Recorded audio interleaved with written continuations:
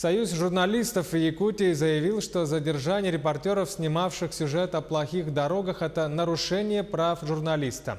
Как отметила председатель Союза журналистов, подобных инцидентов быть не должно. Напомним, что накануне съемочная группа телеканала «Якутия-24» была задержана в Вилюйске. Об этом в редакцию сообщил наш корреспондент Евгений Тайтонов.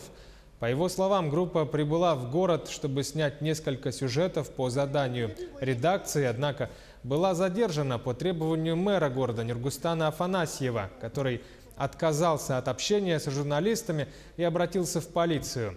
Это не первый громкий случай с участием вилюйского мэра. Известна в Республике Россия история, когда Нургустан Афанасьев обиделся на шутки КВНщика и заставил автора публично извиниться.